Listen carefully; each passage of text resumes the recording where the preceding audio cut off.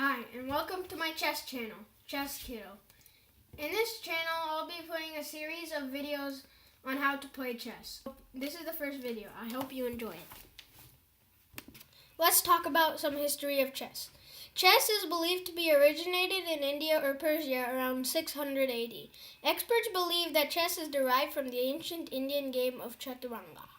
This is what a full chessboard looks like. It has 6 squares, 4 squares in total, 8 on each side. The rows are numbered from 1 to 8.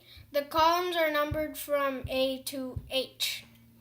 The way to find out what square your piece is on is by finding out what number it's on and what letter it's on, and that's the square.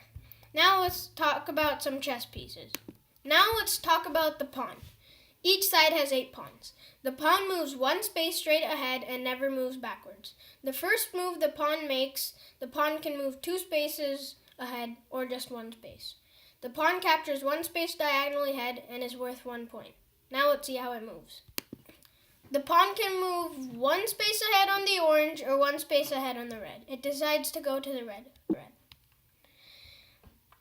The pawn now only can go 1 space ahead, so that's what it does. Now the pawn has 2 options, to take the bishop on the red square or to go forward. It wants to take the bishop. Now let's talk about the knight. Each side has 2 knights. The knight is the only piece that can jump over other pieces. Unlike any other piece, the knight doesn't move in a straight or diagonal line. The knight is worth 3 points. The knight moves 2 spaces forward, backward, or sideways, then 1 space at a right angle. On this board, the knight can go to any space marked in red. It can go 2 spaces forward, backward, or sideways, and then 1 space at a right angle. Even with pieces in the way, the knight still has the same amount of options as it had before. Now let's talk about the bishop. The bishop moves in a diagonal line as far as it wants. The bishop cannot jump over any other pieces, and the bishop is worth 3 points. And there are 2 bishops on each side. Now let's see how the bishop moves. This bishop can move anywhere on this yellow line it wants, and the red bishop can move anywhere on this red line as it wants. Now let's talk about the rook. The rook cannot jump over other pieces. There are 2 rooks on each side. The rook is worth 5 points, and the rook moves vertically or horizontally as far as it wants. Now let's see how the rook moves. The rook can stop anywhere on the line shown. Now let's talk about the queen. There is only 1 queen on each side. The queen is the most powerful piece in the game. The queen cannot jump over other pieces. The queen is worth 9 points, and the queen moves vertically, horizontally, or diagonally as far as it wants. Now let's see how the queen moves. The queen can move anywhere on these lines shown. Now let's talk about the king. There's 1 king on each side, and the king is the most important piece in the game. The king cannot jump over other pieces. The king cannot be taken, and the king moves 1 space vertically, horizontally, or diagonally. Now let me show you how the king moves. The king can move anywhere on the red space. Now let's talk about the outcome of a game. Either one person can win or the game ends in a draw.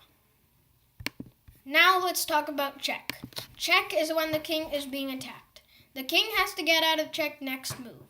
The king cannot move into check, and the king can only get out of check 3 ways. It can take the piece that is checking it, another piece can get into the path of the piece that is checking it, or the king can move to another square where a piece is not checking it, also known as run. Now let's talk about checkmate. Checkmate is when the king is being attacked, and the king cannot get out of check. The person who gave the checkmate wins the game. Now let's talk about how the game can end in a draw. It can end in a draw by stalemate. Stalemate is when the opponent is not in check and he cannot make any legal move. Then you can draw by doing a 3-move repetition. A 3-move repetition is when 3 of the opponent's moves are identical, and one person agrees to a draw. Then there's draw by agreement, when both the players think the position is equal and they agree to a draw. Then there's useless pieces, when both the sides don't have enough pieces to give a checkmate. Thank you for watching my first video. I hope you like it. Please be sure to comment, like, and subscribe.